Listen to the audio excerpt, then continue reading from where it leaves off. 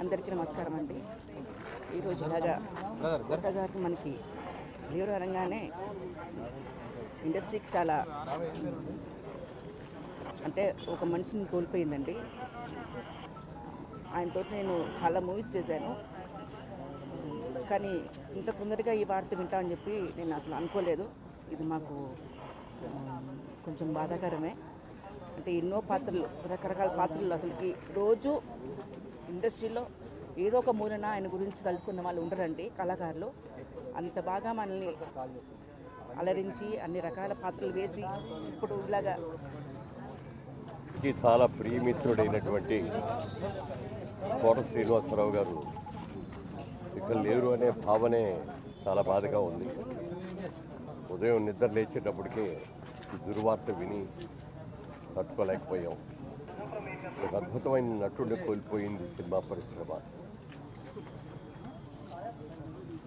నాటకాలు వేసే రోజుల నుంచి కూడా కోట శ్రీనివాసరావుతో మాకు మంచి పరిచయాలు ఉన్నాయి. అలాగే నేను అవుట్డోర్ షూటింగ్ హైదరాబాద్ వచ్చినప్పుడల్లా కూడా ఆయన రావటం, కలవటం, చాలాసార్లు కబుర్లు చెప్పుకోవటం అట్లా కూడా జరుగుతూ ఉండేవి. ఆయన ప్రతిఘటన సినిమా ఓవర్ నైట్ ఒక పెద్ద నటుడు అయిపోయిన తర్వాత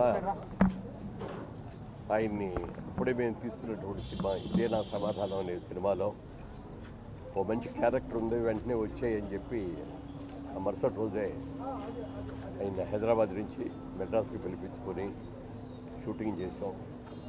ఆయన ఆ రోజు ఎప్పటికీ అంటూ ఉండేవాడు, మొట్టమొదటిసారి మీ డబ్బులతో ఫ్లైట్ ఎక్కానండి అని చెప్పి. ఆ 2 రోజులు చేసిన తర్వాత ఒక మంచి అమౌంట్ అతనికి రెమ్యూనరేషన్ ఇస్తే, ఇంత పెద్ద అమౌంట్ కూడా ఫస్ట్ మీ దగ్గరే తీసుకుంటానని చెప్పడం జరిగింది.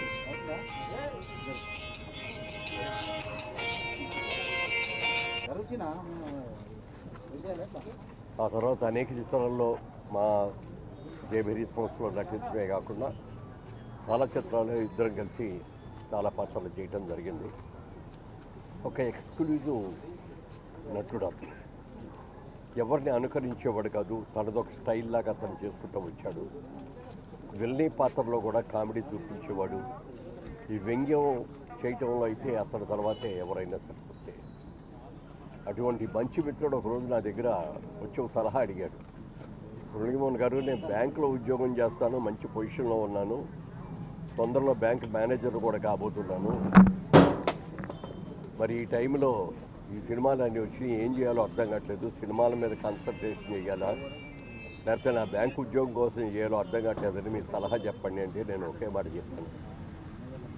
మీరు సినిమాల్లో ఒక రాకుండా ఉద్యోగంలో ఉంటే ఎంత సర్వీస్ ఉంది మీకు, ఎన్ని ప్రమోషన్స్ వస్తాయి, ఎంత శాలరీ మీరు సంపాదించగలరో అది ఆలోచించుకొని ముందు వచ్చిన డబ్బులన్నీ బ్యాంకులో ఆ జీతానికి సరిపడగా మీ సర్వీస్ అయ్యే వరకు ఎంత సంపాదిస్తారో అంతని బ్యాంకులో డిపాజిట్ చేసుకోండి. సినిమాల్లో బాగుంటే కంటిన్యూ చేయొచ్చు, బాగోపోతే కనీసం మీ ఉద్యోగం అయ్యా అది పోయిందే అని అనుకోకుండా ఆ డబ్బులు ఉంటాయి అని చెప్పిన సలహాని 100కి 100 పాళ్ళు పాటించి తర్వాత ఆయనే చెప్పాడు, సార్ మీరు చెప్పిన సలహా ప్రకారం నేను బ్యాంకులో ఫిక్స్డ్ డిపాజిట్లో ఇచ్చేసానండి. సెంటిమెంటల్గా కూడా అందరితో గట్టి బాగుండేవాడు, మంచి మిత్రుడు. నాటకాల్లో ఆయన చూసిన తర్వాత ఒకసారి క్రాంతి కుమార్ గారితో నేనే అన్నాను, ఒక స్టేజ్ మీద ఉన్నా అండి, మంచి యాక్టర్ బాగా చేస్తాడు అని చెప్తే మొట్టమొదటిసారిగా ఆయన్ని ప్రాణం ఖరీదని సినిమాలో క్రాంతి కుమార్ గారి సినిమాలోనే ఆయన వేషం ఇవ్వడం జరిగింది.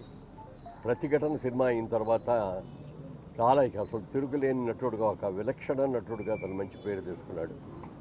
తెలుగు, తమిళ్, హిందీ, కన్నడ, మలయాళం అనేక సినిమాల్లో ఎన్ని పాత్రలు నటించాడు. కొన్ని పాత్రలు అయితే కోట శ్రీనివాసరావు తప్ప మరొకళ్ళు లేరు, ఇలా యాక్ట్ చేయలేరు అనేటటువంటి మంచి పేరు తెచ్చుకున్నటువంటి మంచి మిత్రుడిని, మంచి నటుడిని కోల్పోయిన అందుకు సినిమా ఇండస్ట్రీ చాలా బాధపడుతోంది. ఈ లోటు ఎవరో తీర్చలేనిది. ఆయన ఆత్మకు శాంతి కలగాలని కోరుకుంటూ వారి కుటుంబ సభ్యులకి అందరూ కూడా నా హృదయపూర్వక సానుభూతిని తెలియజేస్తాను.